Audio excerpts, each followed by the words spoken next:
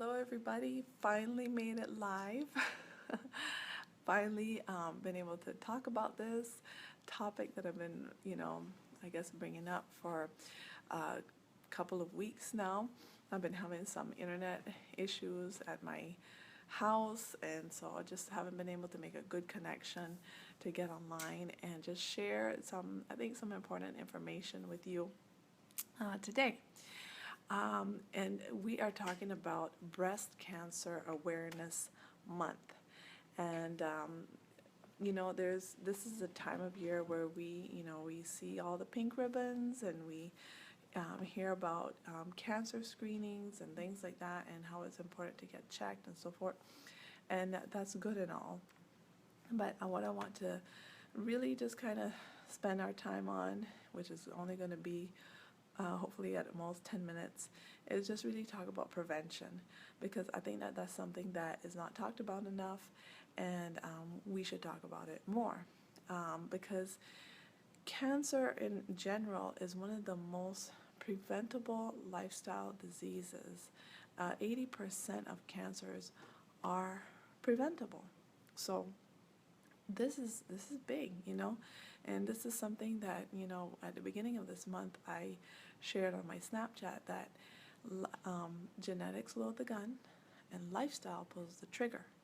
So our lifestyle can very well really have an impact on the outcomes.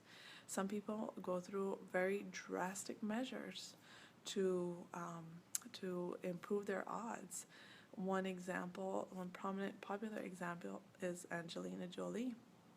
She found out that she had the gene to develop breast cancer, so she had both her breasts removed.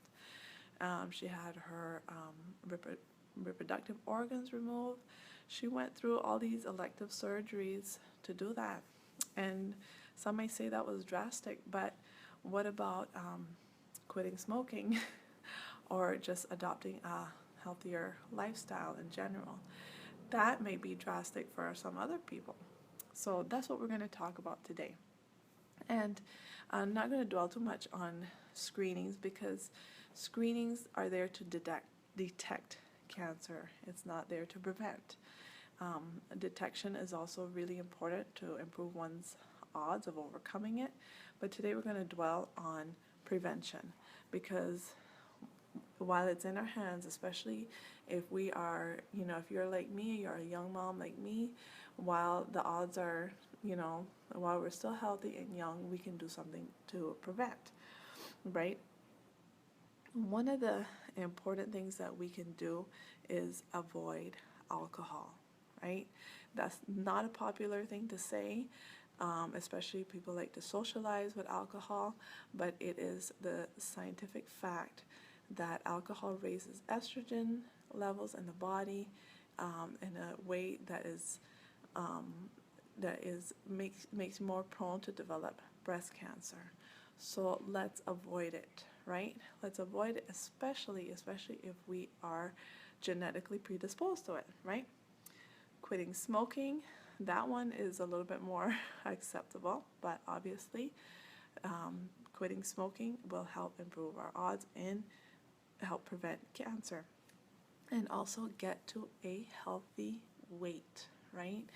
Being overweight and obese also makes us more prone to developing breast cancer. And let's work toward 150 minutes of exercise per week. So that breaks down to about 30 minutes a day for 5 days a week, right? So let's do it. Let's get active. Let's go for walks. Let's go swimming. Let's ride bikes. Let's get active with our children, and it accumulates, right? And that's important. Eat plenty of fruits and vegetables. People who eat plant-based diet show much less risk for developing cancer. The more meat consumption, the more animal products you consume, the higher your risk for developing cancer. So think about that, right? And one of the things I want to share with you is that the Fresh Start Cleansing Program, that you see me work a lot with a lot of people on that program. that is something that really helps jumpstart people onto a healthier lifestyle, healthier weight, and all of those things. It teaches you how to eat and how to combine foods in a way that will be filling and also pleasing and just give you lots of energy, make you feel great. So again, it goes without saying this month, I'm sure you are well aware that getting preventative screenings and just being aware of your body, aware of changes, and aware of, just breast changes and understanding how your body works, right? Now, the National Cancer Institute has issued some warning signs, and that's what I'm going to share with you too.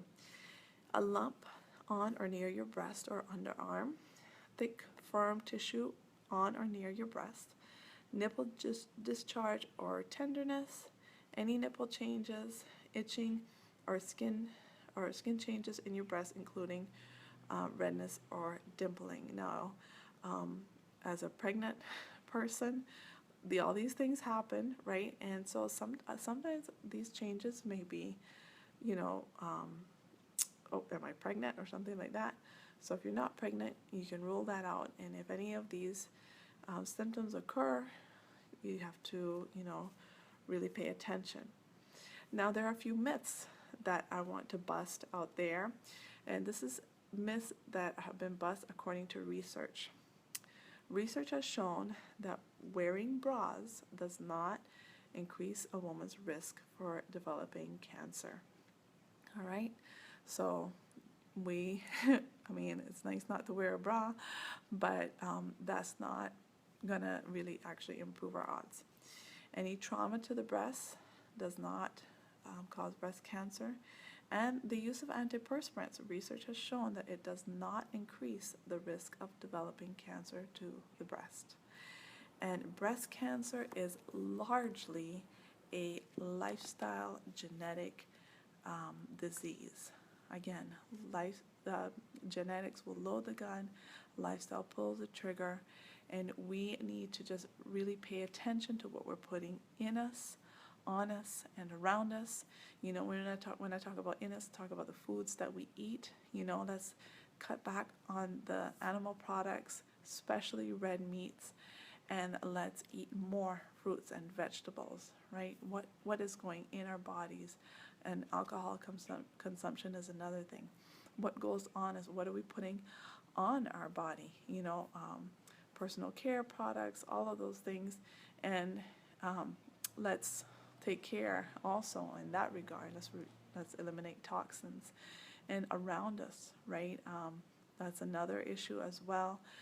The air we breathe, what we clean our homes with, all of that can have an impact on our body. And so let's just pay attention to these things. Let's take control while we are in control, and let's stay in control so that we don't have to fall victim to these statistics, right? And for anyone out there who is currently battling breast cancer, I salute you. And all of these tips here, I want to encourage you to put them into practice.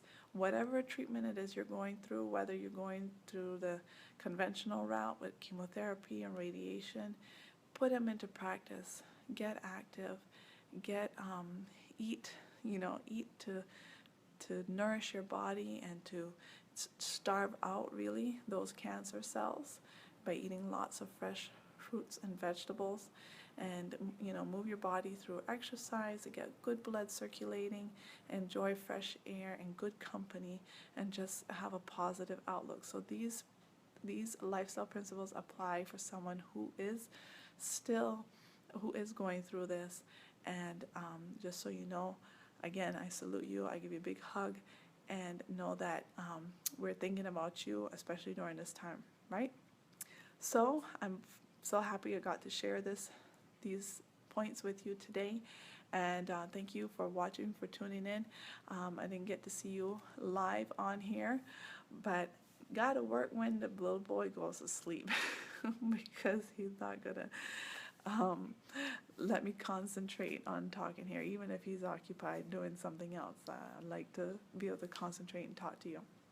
So if you're watching this at a different time, thank you so much, and I will see you next time I go live, and we'll see when I go live again, whether it's going to be at night or in the afternoons as usual, because Isaac seems to be dropping his nap time, so we're going to be playing it by ear. So have a great evening, and God bless. Good night.